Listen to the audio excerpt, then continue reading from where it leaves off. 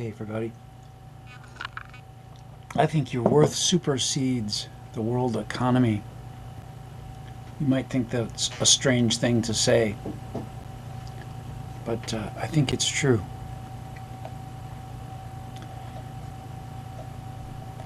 Oh dear. Let's see if I can get the microphone right. That's good. I got that right. And it's on stereo. Good. I like that.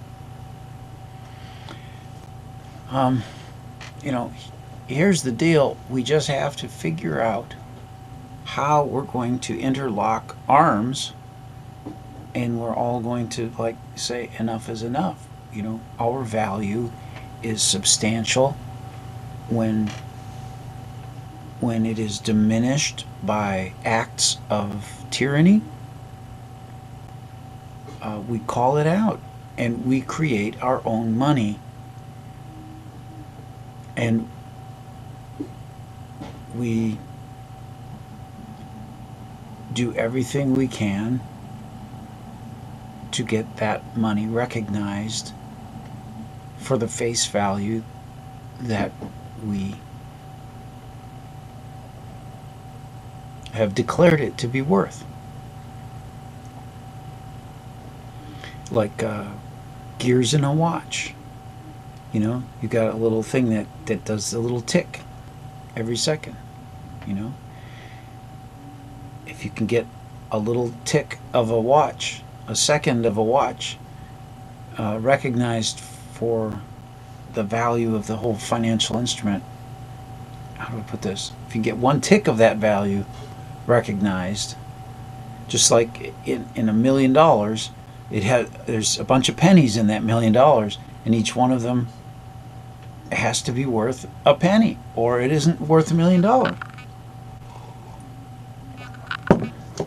So all we have to do is get little pieces of this huge financial instrument recognized and used in transactions, and pretty soon we'll have more and more and more traction with our forgiveness-based money. So yeah, I think that you have infinite worth. I wrote this up before the show. Your worth supersedes the world's economy. You and I have infinite worth, and we have to just understand that and be steadfast in it, and start to structure that, start growing things out of that understanding, and get additional people to follow, to give them a clear path of how they can lock arms with us in small, non-combative ways, peaceful means, and we can we can free the world from debt-based money. I run a project called Forgiveness Capital, and the idea is that humans have infinite worth, and when we're harmed, we can create a controlling document over the injury, and confront all the parties, and we can set a value to how much it's going to take to remedy the situation. I call this Joe Baker's Remedy Report. It's about remedy for problems we encounter in the world, and how we can work as an intellectual team of voluntary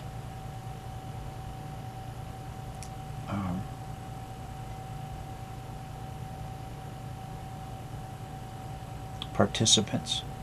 Sorry, my brain isn't up to full snuff right now, and I'm kind of doing this show as a practice, a warm up. I'm going to hopefully have some great guests on Thursday. I'd like to start spinning the show back up again and having people out there. Brian, good to see you. Thank you. I guess that emoji means on target 100%. I'd like to think it does. Sounds great. Yeah. The last couple of days have been a little rough for me, but I don't know. I'm just kind of laying low and trying to rest and get to feeling myself, and do a little practice runs on talking for hours on the air. I haven't talked about Bakersfield in a long time. That's a depressing subject, for me anyway. And a lot of the empaths who watch the show, this is probably the time to jump out.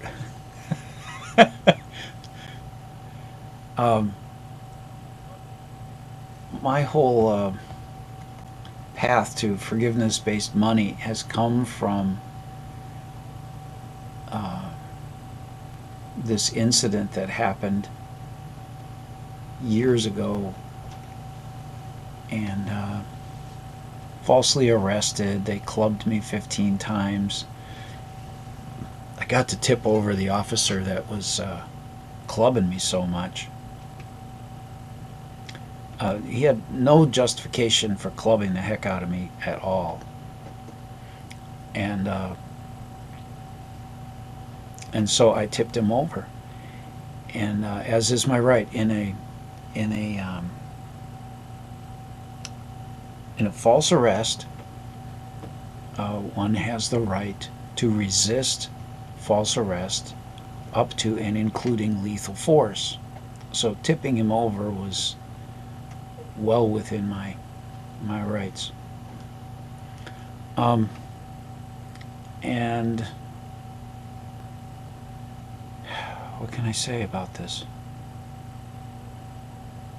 They really messed me up. That was just one of the things they did to me. There's a big long list of them. Violations of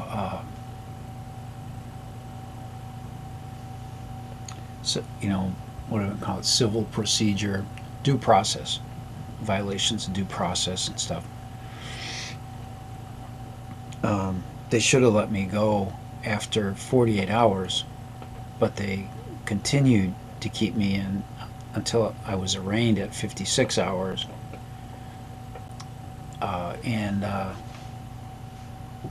I brought this up to the judge. It's funny how the sheriff's deputies were trying to block my vision, trying to make it so I couldn't see on the video that was being played for all the defendants, to tell them about their rights. And right towards the end of that video, they tell you about how you have the right to be brought before a judge within 48 hours. They brought me before a judge on an expired criminal complaint. And they were misdemeanor charges at that point. And it's just horrible, and this impacted my friends, and they hounded them eventually, tried to get my friends to give up where my location was and all this, and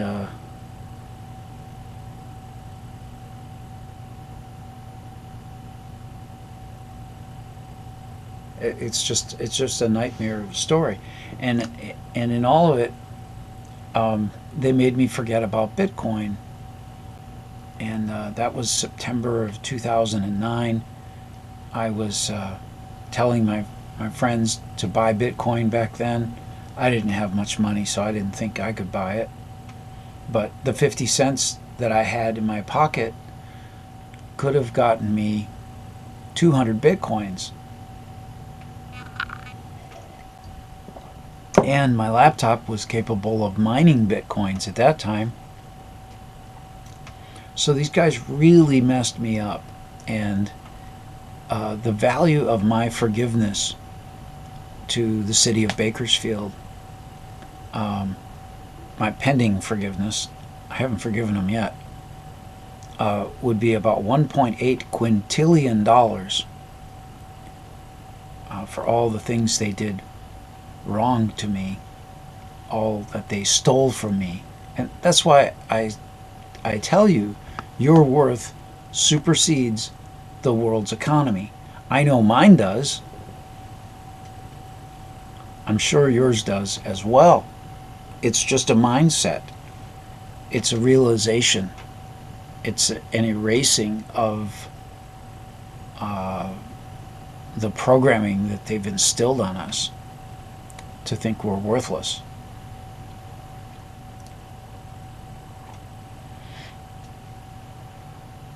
You can see more about that whole ordeal with the Bakersfield people at this address. On Star Hills has some videos about it. It made the top story on the news for a week in Bakersfield, California. And it was a really, really big thing. Not so much the arrest, but this was later on. They tried to get me at Star's house, and they busted into the house without a warrant, and I wasn't there, and we had set up video cameras. Let's see if I can play this for you guys. Oh my God, this would be something to see.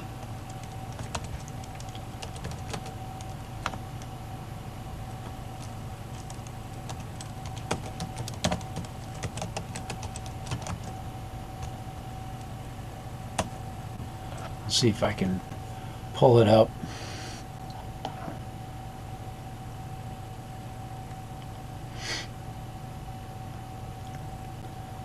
She has playlists. She's got a lot of music. We might play some music from her later on in the show. Here we go. Joe Baker in the Kern County. This is me telling the story, I think.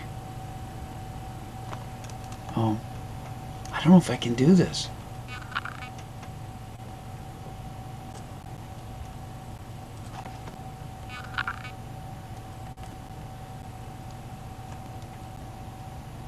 Let's see.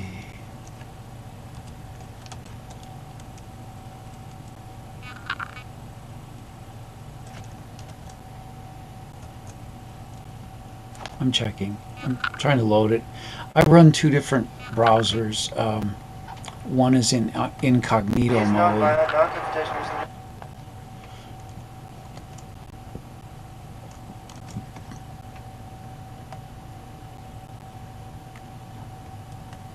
Log in to YouTube.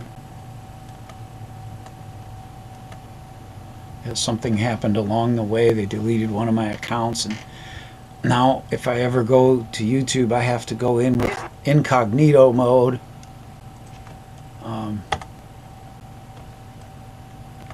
And I apologize, this is going to be rather severe kind of stuff. There'll be a lot of bruises on my body that you'll see, and it's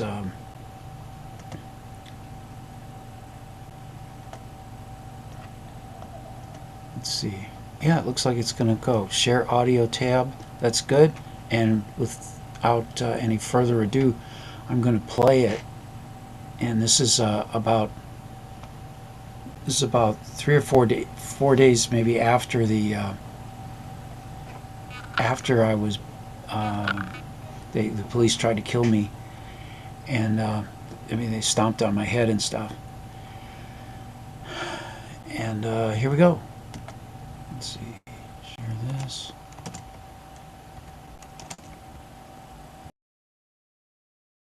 Okay, all right. This is what the police did to me. They kind of, I think what they did is they stepped on my neck. As my head was turned this way, he stomped on me 3 times. And got bruises right here behind you. And this is fractured. Behind his head. Look. And as the days went on, the swelling went down from over here. It was really huge.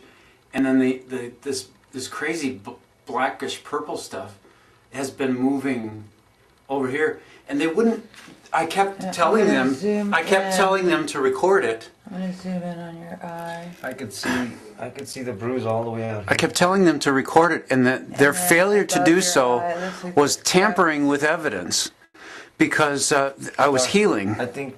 And there were battery places where I didn't know I was hit, because I was hit in so many places. I counted, there must have been at least 15 blows against me. And now some of them ended up on my shoe because I deflected the baton with it. Okay, so you're parked right over here and the squad car was behind you. And then you had a struggle over here. Right, you were parked right here. The squad car was here, and I was sitting inside the back seat, but I wouldn't take my feet into the car because I didn't want to be locked up.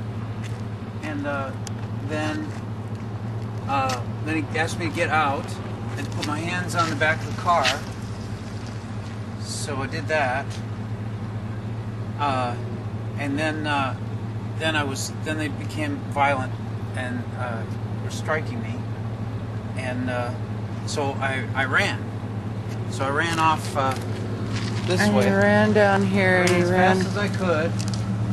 This tree. Towards, told me it was the 4400 block, and that sign right there says 4405 or something. Towards this tree, and then I was tackled. And, I remember using my foot to catch his baton when he would You strike. can tell there's been a scuffle in the dirt here. Yeah, guess what the numbers are? The fives? 4451, dude. Coincidence? All those 44 sure again? You better think about that shit. Okay, let's go. 3254942.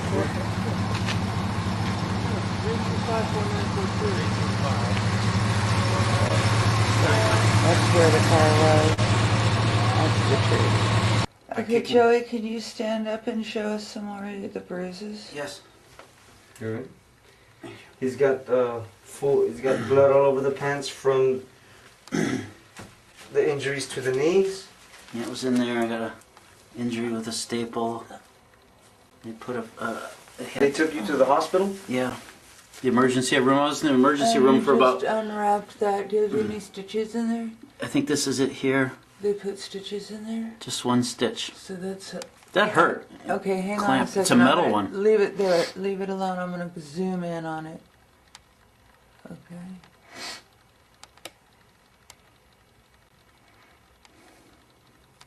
Ooh, it hurt like a really bad thing. And the blood just foot, gushed way your down. foot's in the light. Yeah, this is pretty much from my shoe. The blood, I think, because it really filled a lot of my shoe. Here's evidence of the blood. What did they do? They stepped on You your... have shadow on there. It slammed on my head. Right there. Well, it felt like my neck to me. Mhm. But obviously they hit me in the head either with a baton And then or with a shoe. it looks like it's still a little reddish in here. It looks like this is where you said they stepped on you here? On this area? Yeah. That's a little more... There, I see it. It's a little purplish. Is there Still any over purple. here? Purple and Yeah, burgundy. Looks like if they caught you sideways. Yeah. You see that side of your face? There, yeah. Oh damn, look at the ear. And this side. You know? Looks like anything in the back. I see your picture. They broke this because they clubbed him with it. Yeah, so look he's at got his wrist. Look at your wrist. bruises up to here. And then look at the other side. Well, Oh, good. Look at this side. And we take this under. It's really It's all bruised purple in there. right in here. You're defending yourself right there Okay, with this one, or I what? can see it in this light. Put it down. Yeah. Right about See, there. it's and all you dark. can see the bruises there. All of this here. And cuts. Now a lot of it's from the handcuffs themselves, Right. because they put the handcuffs on over the watch, which is kind of crazy. And broke it off. your So other it ended arm at about 3. I think right it was here 3:07. It comes all the way over here. Really? All of this right there. Well, they like to grab me over there, even in the jail. You can see that bruise. What was if that bruise was from back then, and knowing that you're already bruised, he got you from right There's there. the bruise. I saw him grab you from your left arm, right behind the elbow, and he spins Okay. you up. And so, With and the your other shackles. leg, your other ankle. You got something. There's something on This that is really ankle. difficult to kneel because it's healing, and You could barely move. Or Well, barely even bend them, huh? it it's so sensitive on the knee. Current medical. Yeah. Dr. How did this happen? Well, I suppose it was the baton. But I think I was kicking mostly with the right leg to do it. I think maybe their plan was to. Boy, that feels weird because it's in so far. When I say kicking, I'm referring to intercepting the baton. I did not kick the officer. I got to a place where I was able to intercept 3 of the baton strikes with the bottom of my shoe. Just wanted to clarify that. Bar compared to everything that's swollen. Yeah. Shit. It's sunken in. There's more up here. And this is sore. I don't know. So they pretty much stopped after the other patrolmen came, like the Your 7 whole patrolmen leg came? is sore there. Yeah. Was there 2 in one vehicle when you first got stopped? Yes. This is 2 baton That's hits, I 2 think. hits. Oh 2 baton hits. God. Look at bam, bam. This leg was so. my goodness. This leg was so swelled up and tight. It was difficult. This is the one I thought that was giving me the most pain, and the doctor didn't even X-ray this one. He said he thought it was so much because it was, that it hit the muscle mass, that he didn't think it would have affected The knee? the bone. Yeah. On my inside. How the Alright, hell did you now get that I'm one in gonna go there? on the inside of your thigh, right here. What the hell was that from? There's You know, your dude, foot. when you're getting clobbered, You don't even Foot on know. your foot still. But it's like, look where that one's at. Inside of the thigh. looks like they were trying to hit my balls or something. Alright. Oh shit. So, I haven't checked. All No, right, somewhere now- in the buttocks there's Oh more. yeah. right on It says- your... That one's a little one, Joe. This is probably like one of the first ones they hit me with, and when I ran. And there. Well, that's. This one was swelled up a lot, and there's nerve damage. I see some cuts on this wrist. Yeah, those things were on tight. Turn the other way. This is bruised Out, here. Go back. Right there. Joe. Joe. Oh yeah, okay, so we got another bruise And there. then a little one up above. Uh-huh. A little higher towards the shoulder. More bruise. The Your ones that shoulder are- there. Right there. Do certain things with this foot that is painful. It doesn't have a lot of support or something. Okay, well I think you're in shock and you need a shower. Have you had a shower? No, I didn't shower because I didn't want to ruin the evidence. And at the hospital, they must have cleaned you up. Where'd you go to? Current Medical Center? That sounds right. I'm not as familiar with the area. His whole face is just yellow and bruised. You see all that bruise around his face?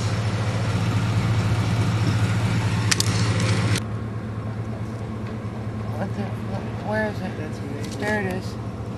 There it is. Holy shit. There it is, Joe. What was that? A dime, too. It was a dime. He got a dime. Get the dime.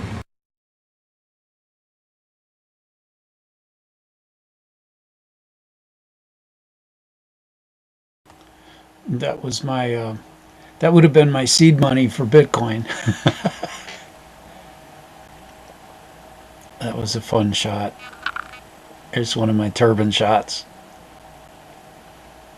Ah, special thanks to Earthica Star for putting that video together. Now, here's All this stuff that he saw on the police cover story. Additional question. When either a deputy on bail or a bounty hunter, if you will, can enter property without permission. Especially together. The only time they can do it is if they see a wanted man who's on the arrest warrant enter. And it has to be hot chase. And that didn't exist here.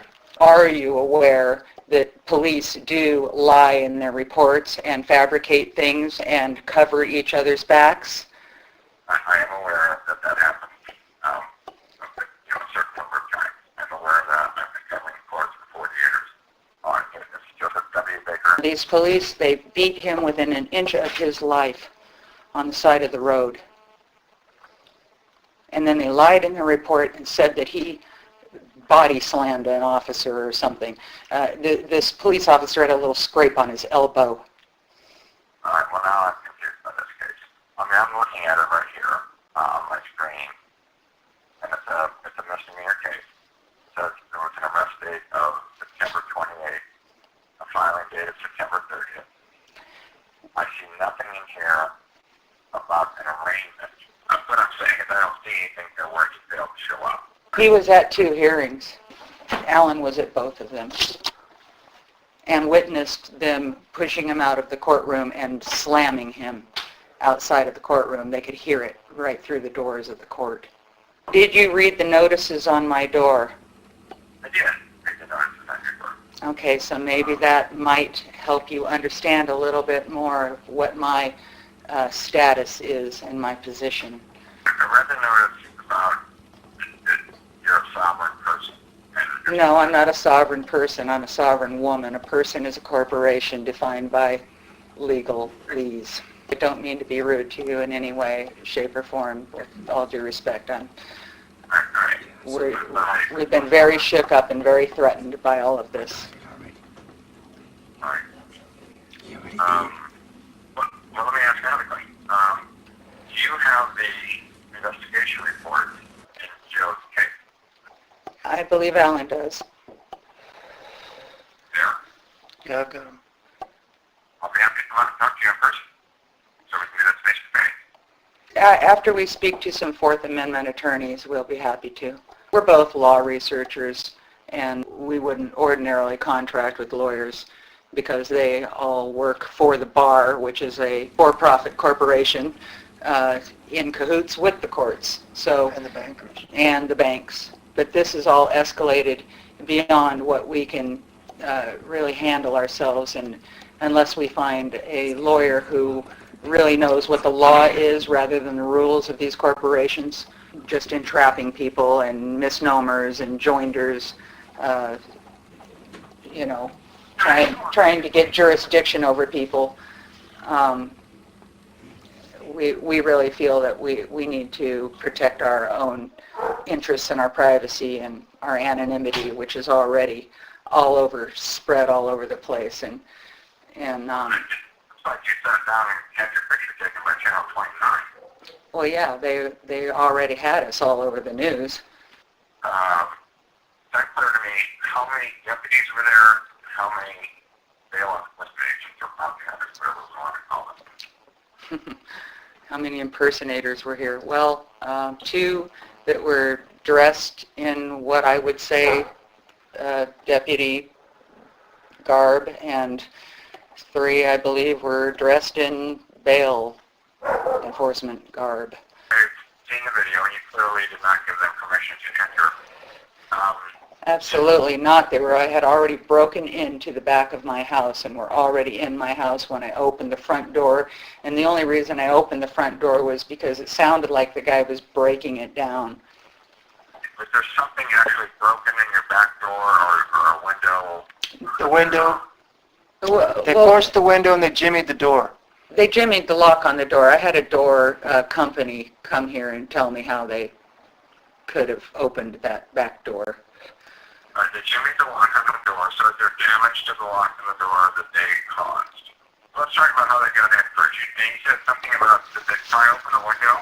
Yes, I don't know how they got the window open. she has it on film. A guy is halfway through her window. So they forced into the window somehow. Right. But you're also telling me that there is no physical damage. There's physical damage. There's dents all over my front door from them banging on it. They were battering the front door with a steel rod. And there's deep dents all over it. I'm sure that the police and people like this know every trick in the book to get a door open. That information I'm not going to put in the newspaper. We want the true story. We don't want to hear a bunch of stuff about how we're anti-government extremists and all this kind of garbage. We're private people who know what our rights are, and we know the law, and we uphold the law, the real law, not the rules of these corporations who pretend to be law, not color of law. And when you say the real law, what are you talking about? The law of the land, the common law. Bill of Rights. Our unalienable rights from God to be secure in our homes and our effects and our intellectual property and our thoughts. And if you've been around in this field for 40 years, I think you might understand the difference between color of law and real law. I think you're essentially saying Open the door now! Why are you banging on my door? you don't recognize any law that's passed by the legislature. Anything that violates unalienable rights, period. Whether it's a statute, a rule of court, regulation, anything that violates the natural, organic laws, unalienable rights from God, or, individual freedom. Where are those rights set? The Bill of Rights, 1791, and the Declaration of Independence, 1776. That's where those things are expressed, but they're acknowledged even by the founders to have always existed. Okay, they predated. John Adams, who was an Esquire, has stated in a famous quote that all of these rights predated any human governments. The color of law. Have you ever heard of that term before? But it usually means like when an officer beats up somebody, he's acting under color of law because he's a law enforcement officer. Well, what it means is color of a statute. Okay, color of law means he's acting under the presumed authority of a statute, but he's actually outside the law. Color is just appearance of law, not actual law. You also tell me you're going to seek legal counsel for whatever Fourth Amendment rights. And not just that, terrorism. There's criminal activity here. In the penal code, you can't terrorize, and it's terrorist threat. Back away from me. This is an act of terrorism. Back away from me. This is what we're going to go after too, which is a criminal tort. Civil damages for the criminal tort of terrorist threats. I have already put every government entity on notice several times, served them with proofs of service. In these documents, I have challenged the entire government. Noticing them of my sovereign status, including Donnie Youngblood, Ed Jagels, the Congress here, the senators, the mayor, City Council. the city council, Mike Maggard. Individually, I have served every single one of them, and I have served them with defaults and final notices. I've given them 3 opportunities to rebut anything, and they have not. So they went down to your dad's house. They found you there. What did they do? Well, they stuck 2 guns in my head and said they'd blow me away, basically kill me if I moved. After they threatened me, they said he said he could arrest me right there for being on methamphetamine, which was all just BS because I have never done any drugs. You have no arrest record. Right now, there's no case, there's no warrants, no bail, no probation. There's no charges here in this county, and there's no charges anywhere else. I wasn't ever lawfully arrested. I was kidnapped under color law. But the thing is, it was all frame jobs, falsified police reports, falsified testimony, and I have all the evidence. And I sued them civilly, and they all left town. They all resigned and ran away. Even the chief of police down there. The guy is harmless. Research lawsuits against Bakersfield PD and Kern County Sheriffs. You'll see a pattern and practice of battery. We found a bunch of lawsuits ongoing right now in federal court against him for the same kind of stuff. Look for a thing called witch hunt. There's a book. It's a pattern and practice. It's ongoing.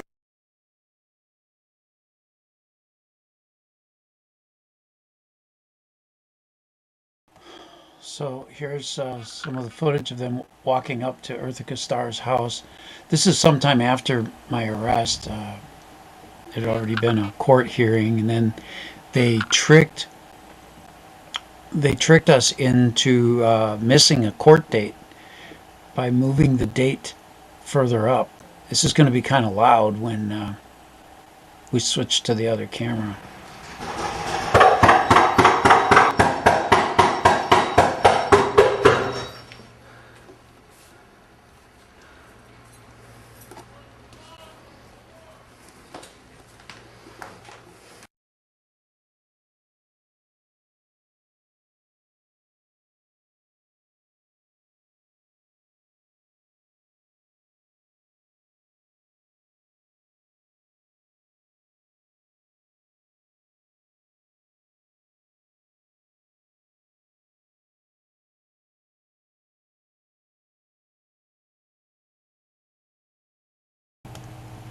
Now this is the same video camera that I used. I installed this camera up on the front porch, and this was what was used to prove that in the foreclosure case that the banks did not serve Earthica Starr in her foreclosure. And I testified on record into the case that that Joe DeVers was lying under penalty of perjury about that.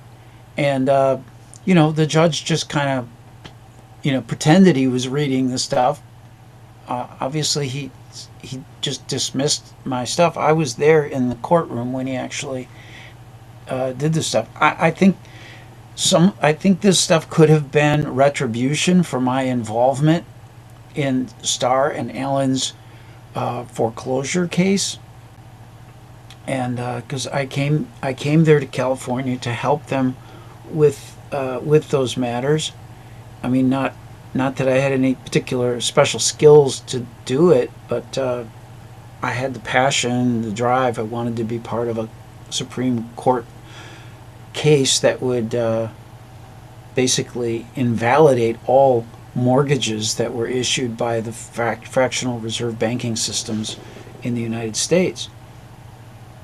They're inventing the money that they lend. They have no right to the house whatsoever. So anyway,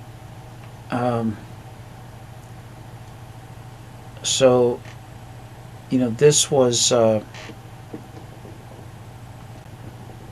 all this stuff that the police were doing to me was outside the bounds of the law. It was not something they didn't have any rights to touch me or do anything.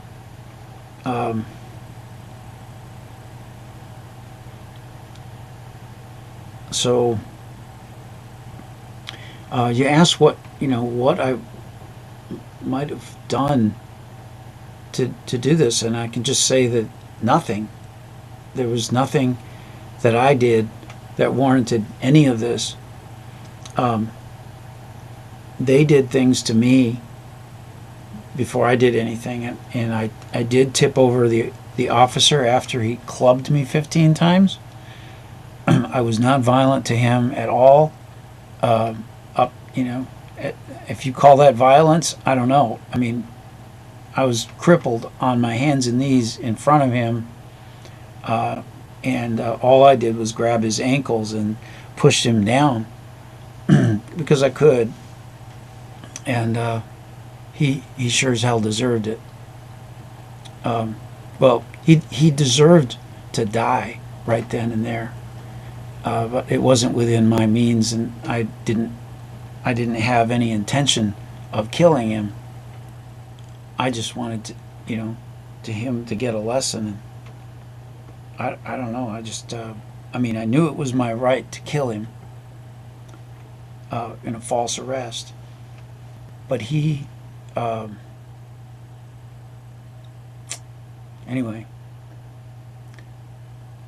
it was a wrestling move I knew, so I was able to do it.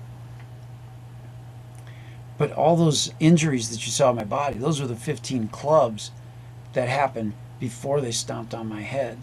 And the stomping on my head, and he threatened to, he said, I think he shot himself just before he started stomping on my head. And when he stomped on my head, I was laying, the other officer told me to lay on my belly with my hands at my sides, and I did, and I turned my head over this way, and I could see some of the other cars were starting to come up too, and he was stomping on my head. I don't know, in the video I talk about that they might have clubbed my head. It clubbed me in so many places in those 15 times that you get a sense by seeing multiple strikes on the back of one of the thighs, another one on the other thigh, and on my kidneys. They went after my kidneys. I was peeing blood in the hospital, and they didn't make a record of that. And they didn't get the diagnosis right. They didn't get it down that I suffered a concussion. Well, I know a doctor who has had a head injury himself, and we got to talking about head trauma, and he said a concussion. If you forget anything because of that incident, it was a concussion. And so that whole Bitcoin thing is it.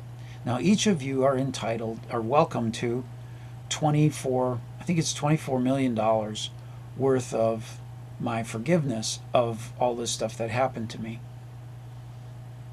But we've got to work for it. We've got to make this money. We've got to get traction, and it might mean working on it with pennies, as if very small fractions of a transaction.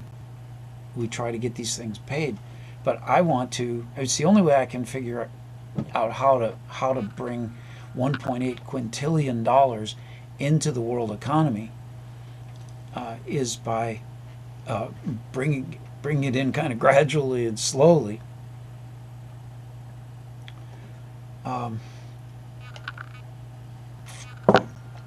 But all that said,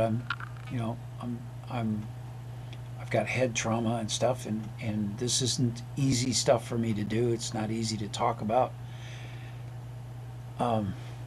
And my day-to-day affairs are full of distractions and forgetfulness, and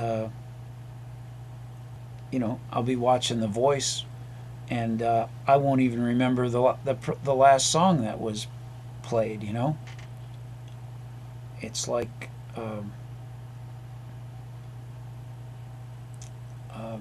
memory issues. So what do we go? Where do we go from here? I don't know. Let's see. I've got another video here.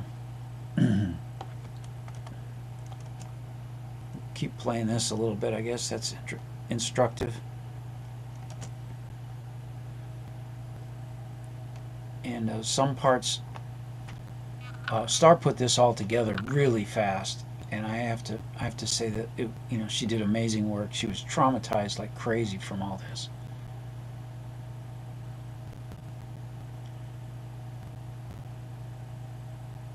It was just such I don't know. I was so lucky not that I wasn't at this place.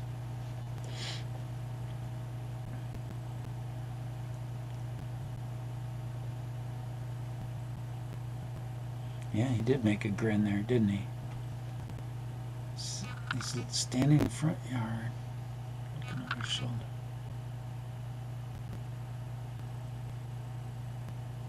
There's another video that has a lot of this. It has a lot more of the audio, but I'll just keep talking over it. That was Star's bus. She had a license plate Gypsy Cowgirl on it.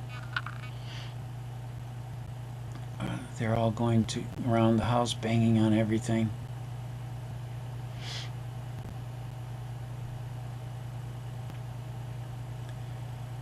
Star writes, I was in fear of my life.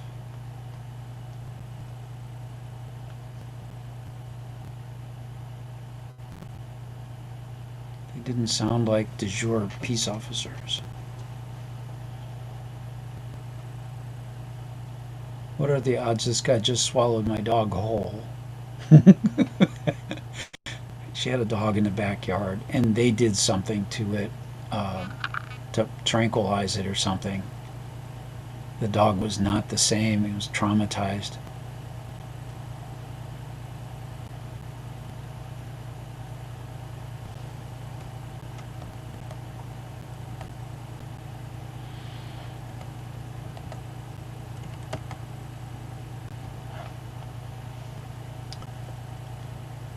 So so far they've gotten away with all this. And I'm just bringing this up and talking about it. It's I communicate with the city of Bakersfield. I let them know, hey, there's a big deal here. I'm not able to get an attorney. The other four are in the back banging and jimmying the door and window locks. I'm not able to get an attorney. I've tried countless times, and he is putting his whole body into banging on the door at this point.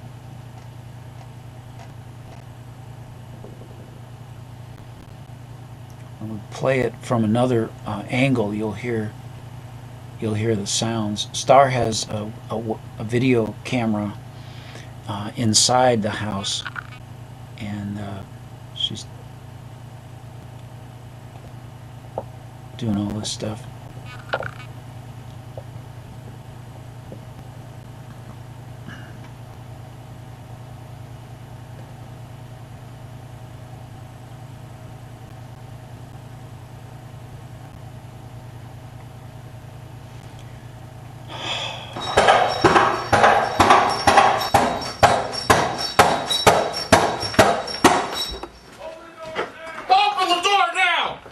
Why are Go you... to the door, front door. Why are you banging on my door? Why are you banging on my door?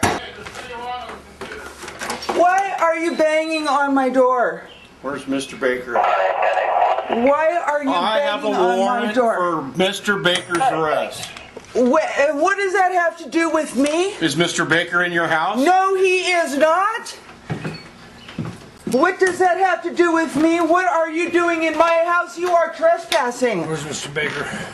Where's Alan? Excuse me, Where's but Alan? I am the only one here. Where's Alan? And what authority do you have to come to my house Where is and Alan? bust on my door? Man, bust you open the door, man. I do not know where Alan is. He's not here. Yeah.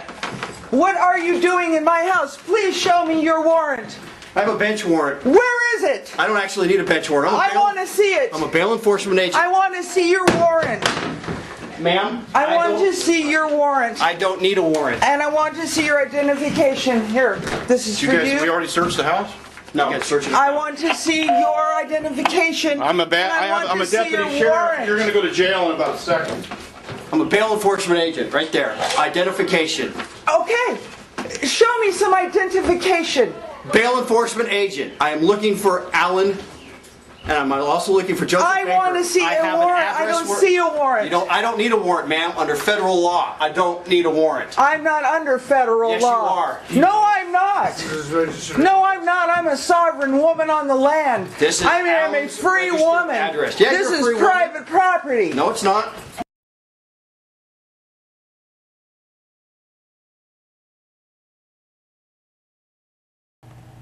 I saw her put all of those notices. I helped her mail them and stuff. And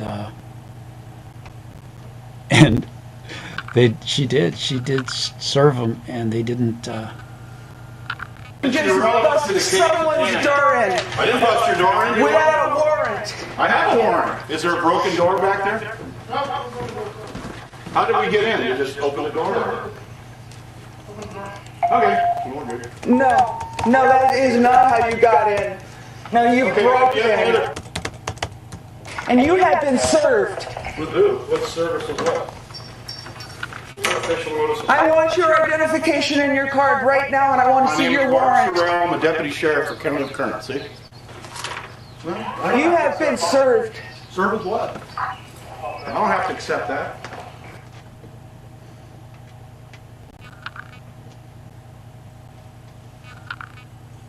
Notice the public servant's condition of oath. Several notices posted on my door also where he stood banging for about 5 minutes.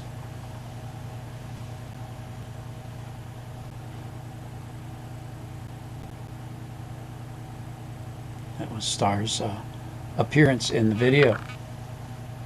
And 2, do not trespass in private signs.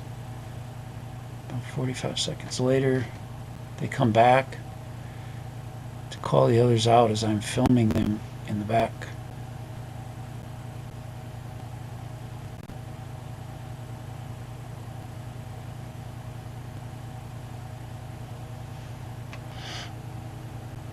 What is your name?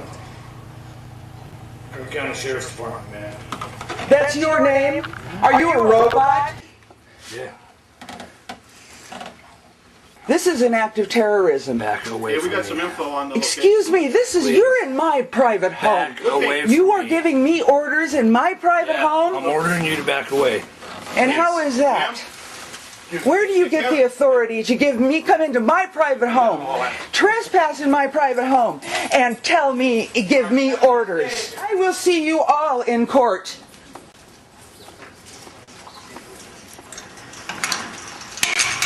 That was the no trespassing sign on the fence there.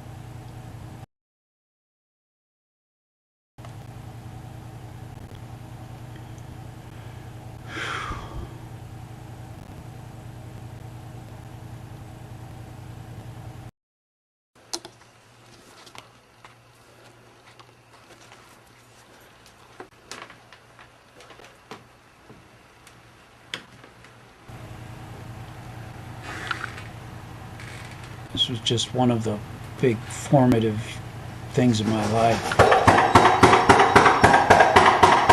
Oh, and now this is a replay of it all.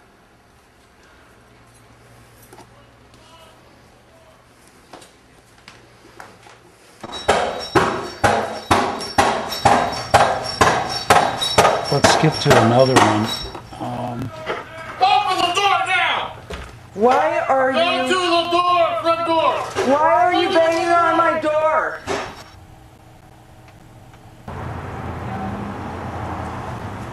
I'm going to swap to the other side. I'm going to move over this way. I won't do it unless these people don't put out the restaurant.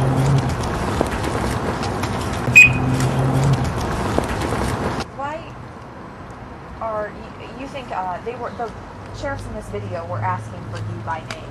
Why were they asking for you by name? I think because of this bigger picture, there's a lot of stuff going on. We have lawsuits. We have allegations of judicial corruption in the courts, the clerks, court clerks, and also, of course, the incident with Joe. We're working on all these things, and police brutality, and we've researched all this, the corruption in Kern County. We're getting deep into all of the whole big picture here, and they basically gave me an ultimatum of 48 hours this guy said, if you do not, they said I can arrest you right now for methamphetamine or something, alleged I was on drugs, which was all fabrication. And then he threatened to fabricate methamphetamine drug test results to keep me in jail. He said he would arrest gang members, put them in a cell, and then put me in a cell with him. And he said that if I didn't say what he wanted, he would tell them that they were in there for because of me and put me in the cell with him. And what would they do then? He's going to say he came to that house looking for you because Joe Baker didn't pay that money and you co-signed. So as a co-signer, I assume you owe the money. Could you give them that money? It said that I would not be held responsible for the full amount, only $1,500. Could you give them that amount though? Is that why they were after you? Yeah, we put $1,500 down to bail them out. Yes, that's what we used to bail them out. $1,500, 10% of the $15,000. But was that the co-sign agreement? Yes. So you did the co-sign agreement. Yeah, they said the only thing that I would be held responsible would be $1,500. That's in the small print that I read. And you paid that $1,500? Yes, we put the $1,500 up. I don't owe the money. Here's what happened. After they raided her house, they came down to my father. They pointed 2 military Glocks guns to my head and said if I moved, they'd blow me away. And they interrogated me for almost an hour, probably maybe 45 minutes. I had another friend inside my dad's house, and they went in and out of there interrogating her. And basically, he confronted me with the bail information and asked me, is this your signature? And the thing is, that was all gotten under threat of death. How do you know Joe Baker? Met him on the internet. He was traveling through the United States and apparently came to Bakersfield. But why would you give him that sum of money? I mean, you trusted him? Joe had been threatened with death that night. They said it looks like he committed suicide, and they were stomping on his head and neck. So we had no choice but to bail him out. I've called and in distress and had told me that she hasn't been able to contact him, didn't know where he was. He had gotten a message to her on the phone that he'd been badly treated, and said she had checked the local law enforcement agencies and that he apparently was arrested, and he was at the Lerdo facility, and she would like us to try to find out what's going on and what condition he was in. We were sitting at the back of the court. You could hear this big bang throughout the court. They slammed him against the wall after they got him, and then the judge smiled. He was in ankle chains and could hardly walk, and 2 of them were forcing him out of court before he had even been done talking to the judge, opened the door and forced him through the door, and then we heard a big bang. It was very vicious, and we knew right then that he was, probably because he was a foreigner, he wasn't being treated equally, and there's horror stories about pattern and practice of Bakersfield police. Joe is a sovereign also. He did have a Wisconsin driver's license and license plates. He only has those by force because the law does not teach people that they have the right to travel and that driving or a license is only licensing a right, which is actually a criminal act in and of itself. If you look at the real law and not these statutes and acts and codes and addendums that they add to the law, which do not apply to people. These only apply by people's consent. And this is BPD was who Joe originally. I think it was the sheriff. It was sheriff? Okay, so it was sheriffs in both cases. It wasn't Bakersfield police on the phone? I think it was the sheriff. These people, they came to Star's house. How do you know Star? At the time that I was put in touch with her, she had 2 things going on. She had the bank thing, but she needed help with the incident in Marin. They've sent the sheriffs to my house twice to evict me unlawfully. She'd been inundated, but basically she's in distress. She's living alone, and she's had these things going on, and basically being terrorized for quite a while. Another threat the guy made, he said, "Do you know how many people?" This wasn't the bail bond. This was the guy in the middle. When you see the video on her house, the deputy in the middle, he put his hand over the camera.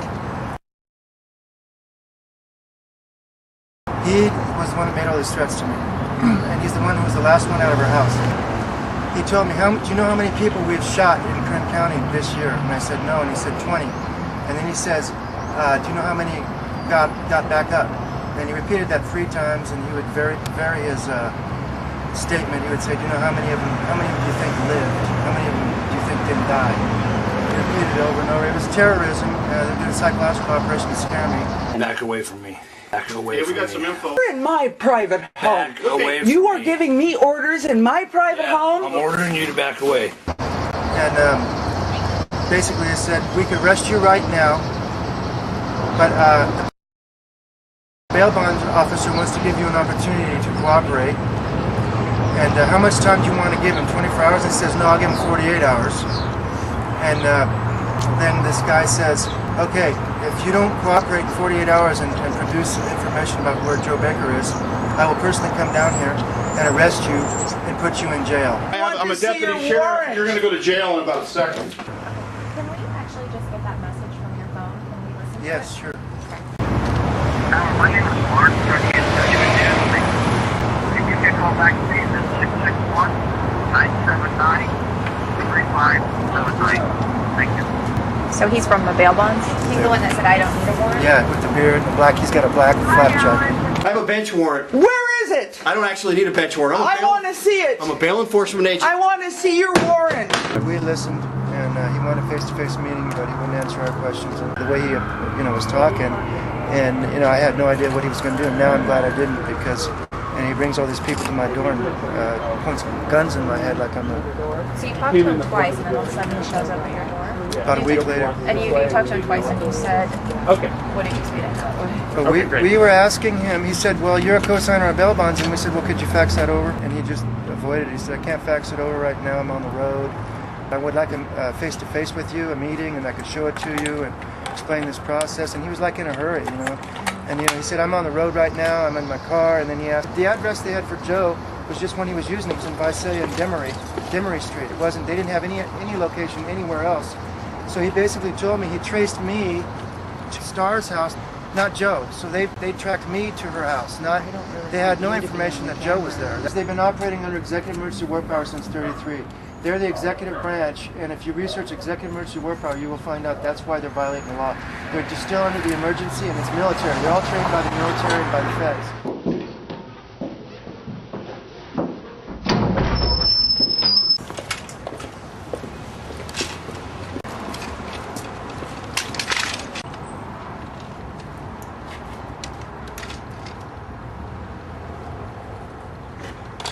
you have better lighting in this year from this side.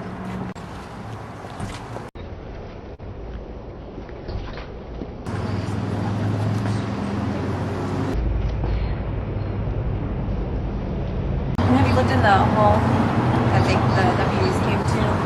How long have you lived there? Well, my grandfather built it in 1942, and I took care of my grandmother there until she died. My grandfather also died in the house. So you have like a history here in Yes.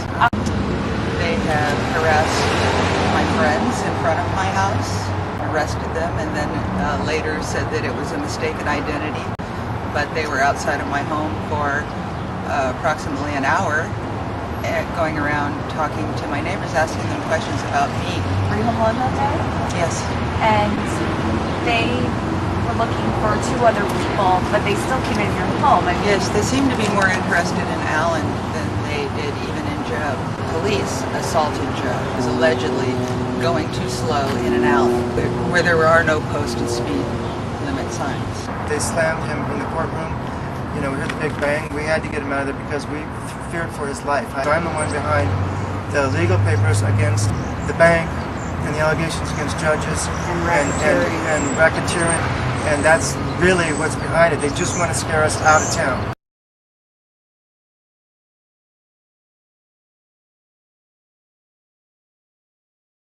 This is our cameraman. Okay. We're going to go out that side door.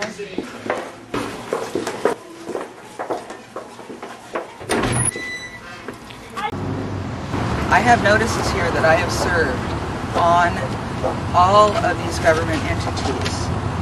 They are notarized, and I have served them on, this is a copy of the one that I served on the district attorney, just the front page. I also have these notices posted on my door.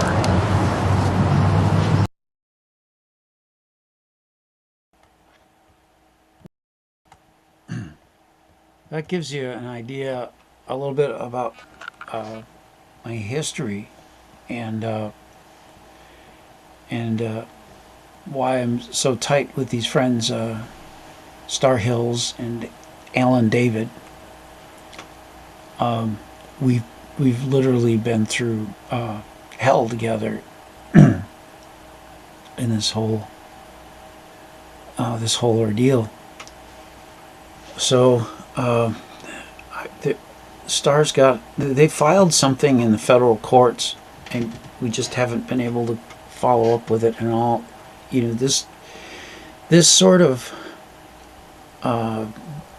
difficulty that people experience when they become the target of police tyranny becomes almost impossible to get remedy for.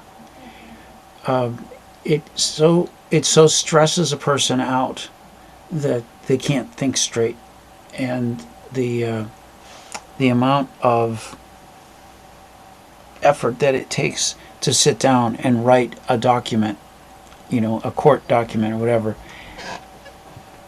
is really extraordinary. And on top of that, if you don't know law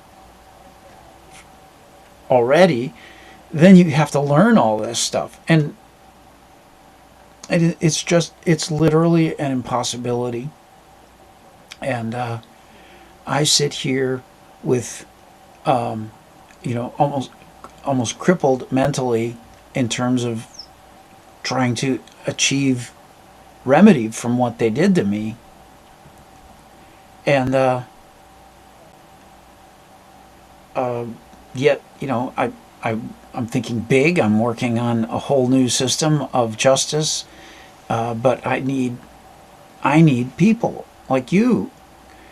I need us to create something of value, like the forgiveness of this whole ordeal, and then we chop it up into bitty pieces, like a cryptocurrency, and you get like $27 million worth, so everybody else does. But we can't spend it as $27 million in the real economy. It's something where we strive to find merchants who will accept a portion of payment with this.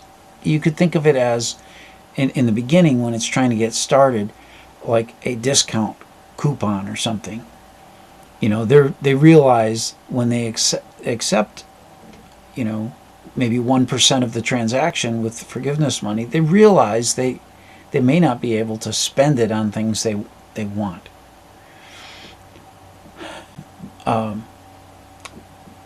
But at the same time, everybody's got. It's kind of like resetting the world economy.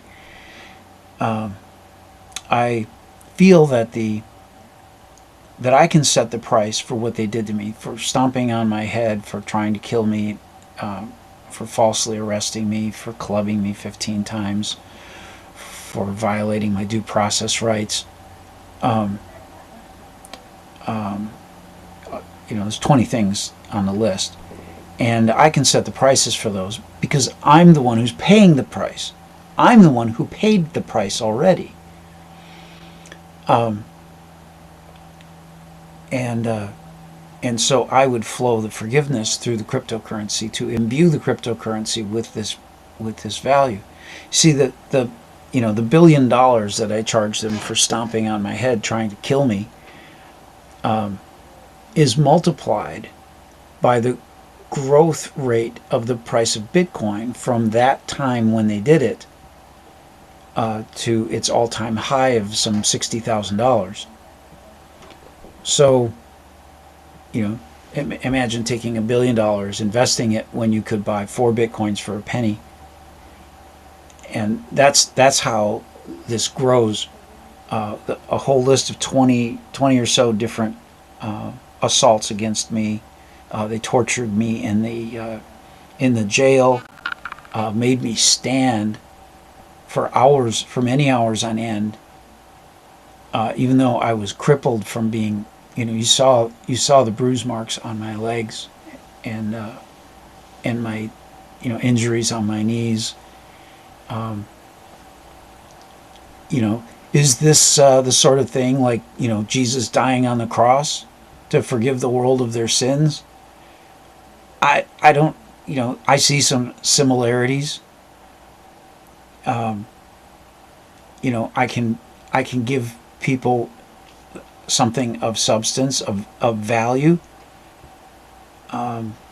We can all have $27 million each, split up 8 billion ways, and that's what I see. It is a real reset, economic reset, and I'm convinced that we all start working together on this, and it can happen. But I need people who are like, managers who can, keep things on the road. My brain isn't up to the challenge yet. I'm working on things. I'm trying to do things like I'm restricting vitamin A so I can get my brain in better shape and get down the inflammation or whatever might be hindering the full functionality. So, well, that's my show for today. I mean, if you'd like to help out with a contribution or something, that'd be great. My PayPal address is on the screen here. PayPal at remedycoin.com. There's also a mailing address where you could send a check to Joseph William Baker, 1930 Village Center Circle, number 34444, Las Vegas, Nevada 89134.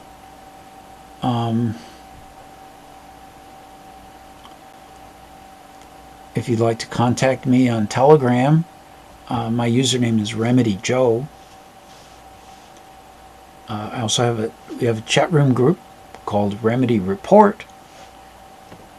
So that's a nice place to be in this day and age when there's so much censorship going on around. Again, if you'd like to look at the Star's videos, they're on YouTube right there, Earthica Star.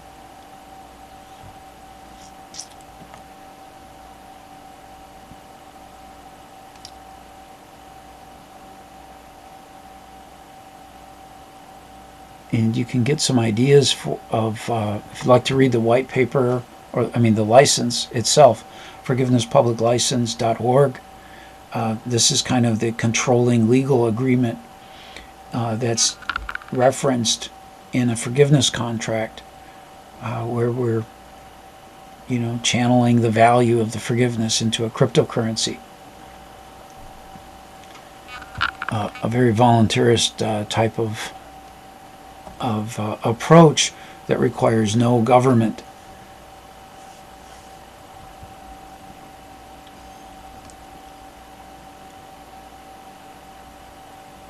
I have to create one more sign for you, and I guess, let's see here.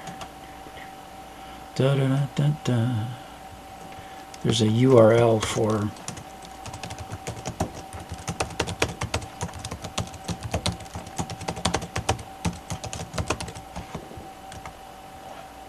that up on the screen in a moment. remedycoin.com/remedy.baker, and this is where you can find spreadsheets and the medical report, what the hospital said. It may seem like I was kind of a butt, not answering, not being responsive to the medical people, but I was trained to not speak to police. And so the police were with me the whole time I was in the hospital. I mean, there was a part where I woke up and I had fallen asleep and they weren't in the room. And then the nurse had her hand behind my neck and was walking away, just saying, "Oh, I was just checking your temperature." I mean, I don't know, maybe she was trying to do some Reiki healing on me. That would have been cool. Or maybe they were trying to do some kind of implant. I don't know. To this day, I have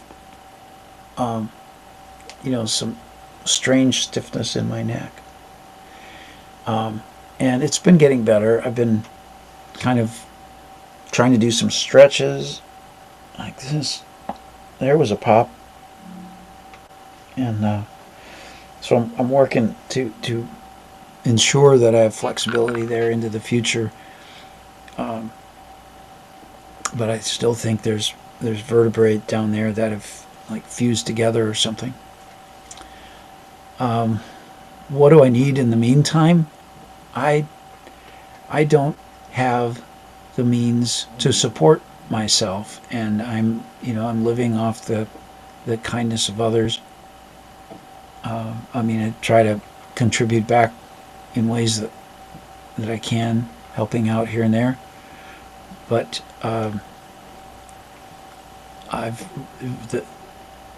police tyranny has really done a number on my life, and it's caused me.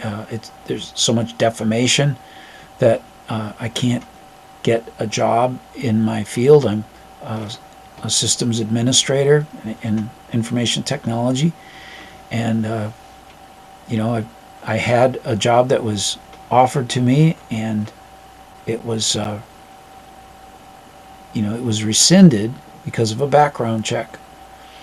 Another type of instance like this. I had a "Have a nice day" sign strapped on me, and I don't know why the officer wanted to see my license and all this stuff. I wasn't doing anything wrong. I didn't harm anybody. I was no threat to anyone. And that went sideways. So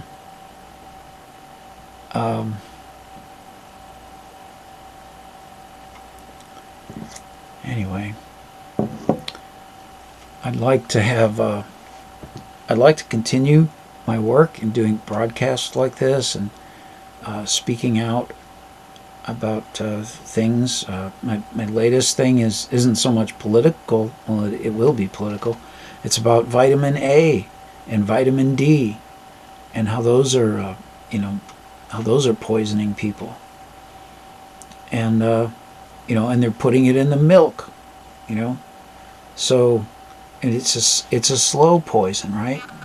As long as your liver's is like this barrel that can hold huge amounts of toxins in it. Your liver's designed to pull the toxins out of your body. But when you consume those things, first it runs through your blood system, so that vitamin A is affecting your brain. It's affecting your lungs. It's affecting all. I don't know precisely the arrangement, but it doesn't get filtered through the liver right away. It goes from the stomach, gets absorbed, and flows throughout your body. And it's an acid. It's a retinoic acid. Is one of the forms. It's also retinol esters. Retinaldehyde is another form. Retinol is what they put in skin creams to dissolve the upper layer of your skin. Anyway, I don't want to get into that too much, but that's the type of thing I like to really get into and try to dig deeper with research. And I need help, funding to do this kind of stuff. It's I think it's tremendously beneficial. If you can help by sending some money via PayPal, that would be most appreciated. I've got some credit cards that are about to bounce and stuff. So, but I've been doing good. I've been keeping up on the payments and everything.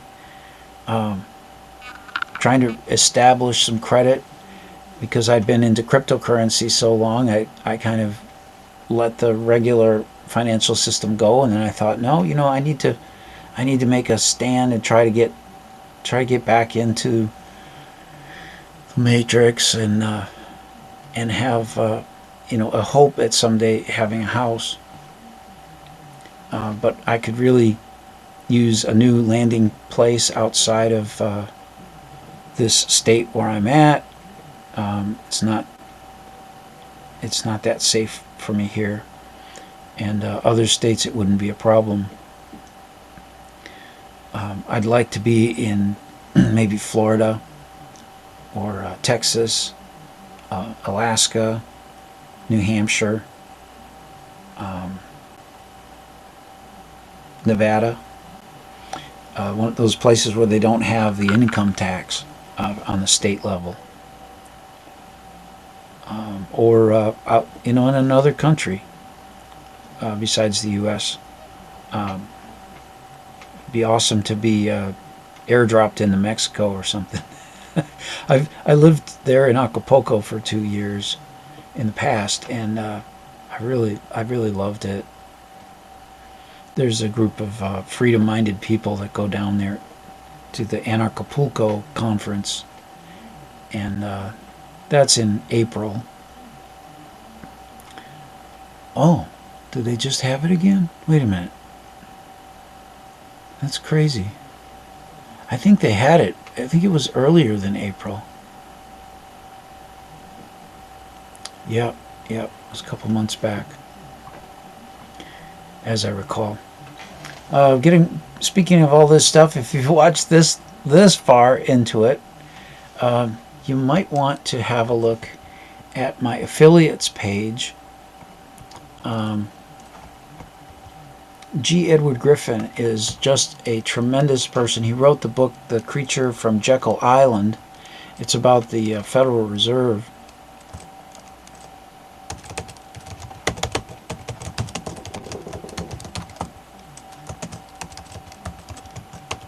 I'm not sure I spelled affiliates correctly here or not.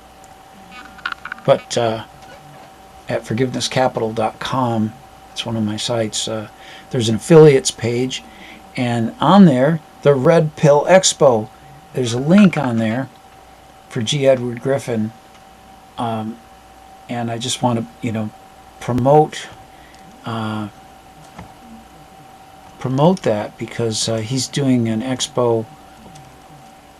I don't know if I can make it there, but I'd love to be a speaker there. If I could get funding, I could talk about this forgiveness-based monetary system and show people how they can affect political change by using a document. The United States used a document. It was you had eventually the Constitution, but before that was the Declaration of Independence. And these documents enshrined principles that people will die for. I mean, it means so much to them about what these things are. I mean, I can tell you there's a lot of good things in them, but I can also tell you that the Constitution was a financial instrument. Basically Hamilton was a pawn for international financiers, because the debt of the Revolutionary War was coming due, and they had to refinance, and refinancing it required this kind of document to be in place. So I'm not one who really worships the Constitution much, but it does have a lot of good principles in it, except the main principle of the whole thing is that governments are instituted for the preservation of human rights. And I don't believe that. Governments are the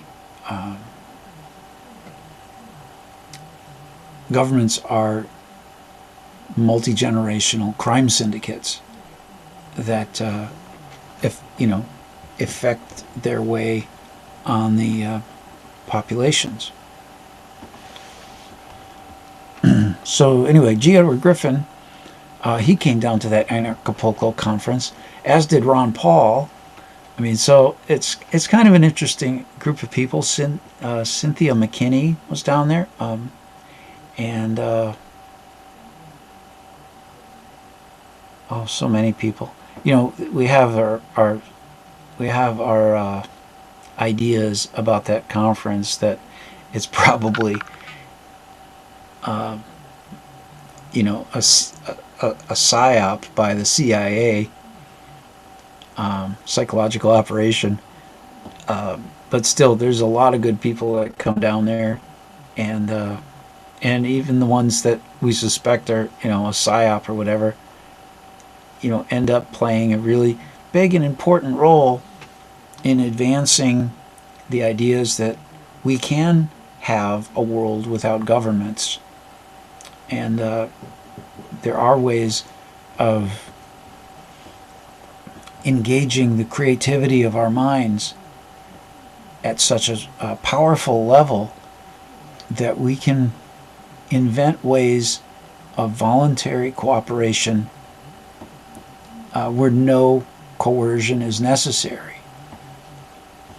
And so, yeah, I know this one fellow, Bob Podolsky, and he's got titanians.org, the website, and he's come up with a way where 8 people can have the combined creativity of about 2,000 people. And it's fascinating, his work, and that's where you get the kind of creativity that has the potential to provide the critical path to peace, prosperity, and freedom in the world without using coercion. So, yeah. Some special thoughts to Bob Podolsky right now. In fact, I'm going to work on his liver, unbeknownst to him, because I think he's got the cataracts and all that stuff. That's just an example of his liver going bad. So here we go. I'm kind of a healer too, so 20 feet. I'm working on both sides of his liver. I said 20 feet. I mean 5 feet out. That's his. That's the distance out to the genesis of this life, and then we'll include like 10. Let's see, 9 other past lives beyond this one at the same time. So I'm going to count down from 20 up to 0. 20, and you can listen and you can hear the strangeness in the tuning fork as I move closer to him with my hand, as if I'm operating this thing. So this might be good for your liver if you just listen, or if you want to play this for somebody else. We're at 1 hour and 30 minutes into the show. 20.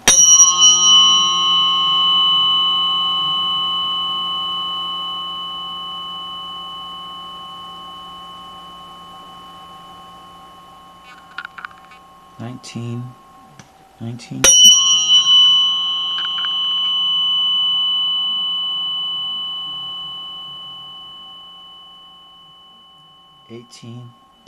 18.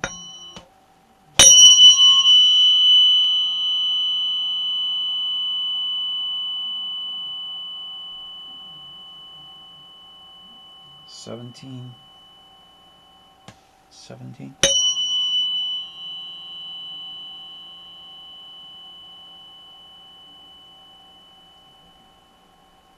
16.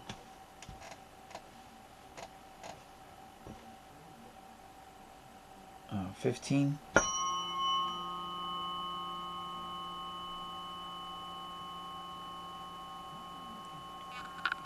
14.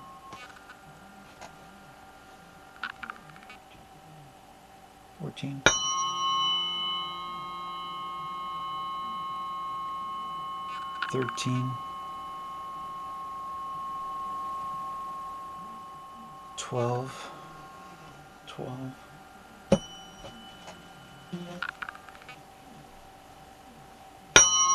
12.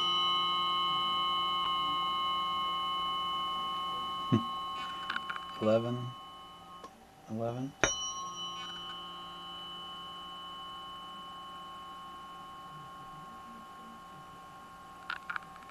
10. 10.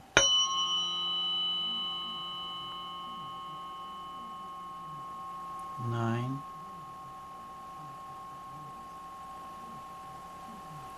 8. 8.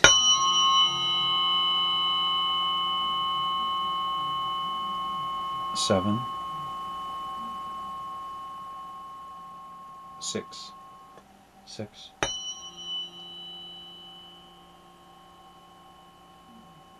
5. 4. 5.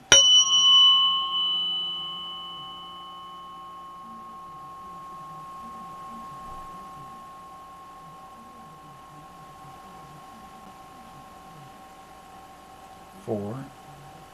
5.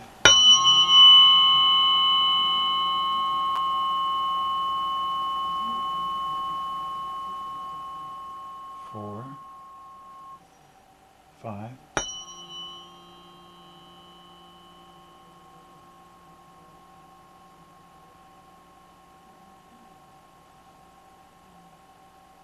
4. 4.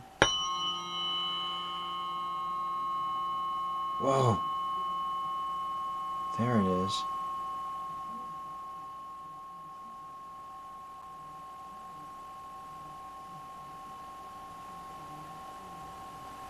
So we're about 3.5. 3.5.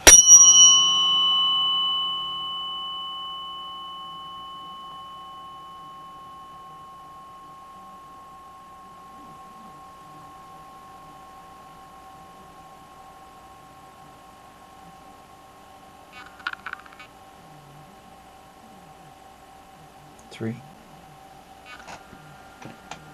4.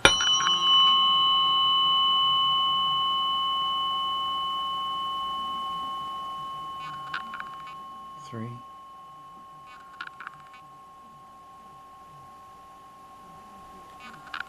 2. 3.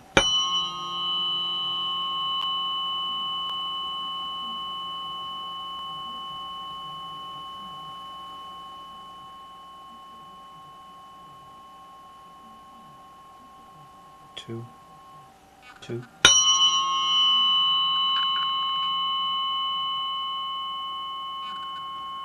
1.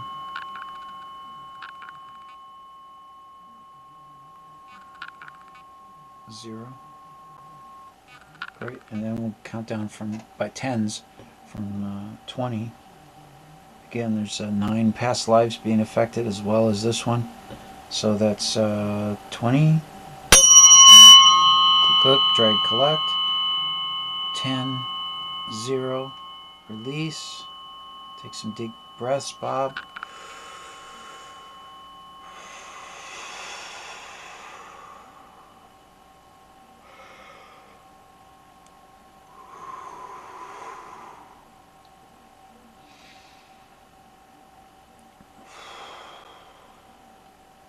If you know somebody who needs some work done on them energetically, let me know. Maybe you've got someone that's a problem child or something like that, like behavioral issues, something like that. There's things I can do in the ancestral rivers as that connect to the father or the mother that tends to make a person, like a child particularly, more amenable, less grumpy as a result of traumas with one of their parents. And somehow it goes into the family lineage as well.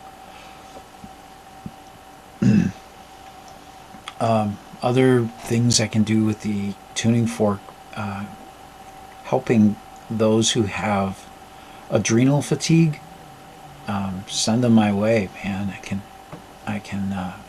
in an hour and a half's time, I can totally change their lives, and they'll have more energy from that point forward.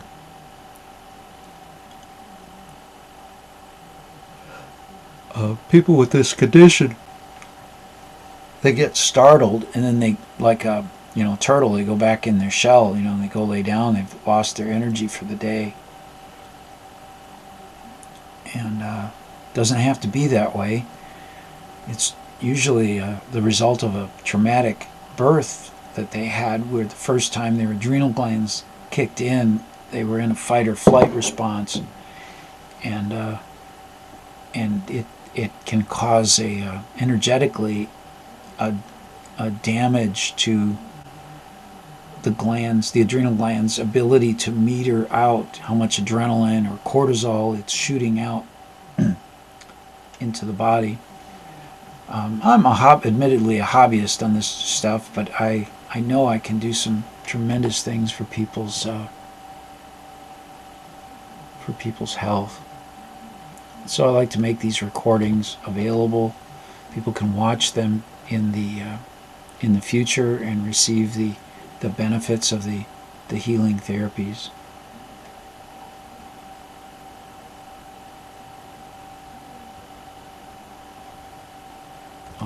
We talked earlier in the show about my ordeal with the Bakersfield police. Bakersfield still needs to do something to make me whole from that life-threatening encounter I had with their out-of-control police officer, Richard S. Davis Jr., who's no longer with the force.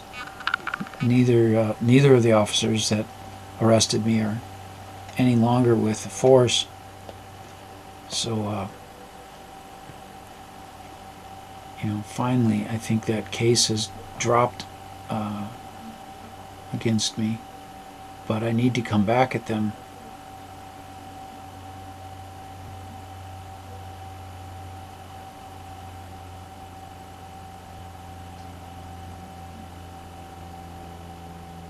And this gives me an idea. I need to have kind of a status conference with them about what they're going to do, how this is going to move forward,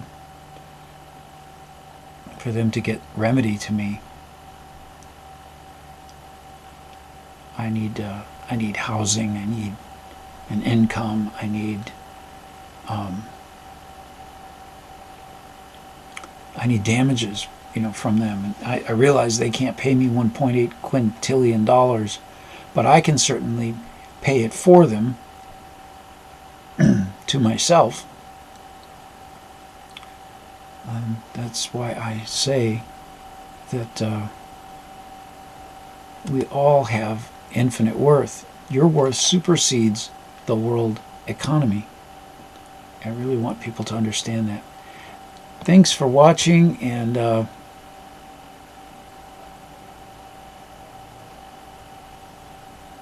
we'll talk to you again soon. Thanks for hanging in here with me and doing kind of a broadcast to practice and hone my skills. I appreciate each and every one of you. Bye.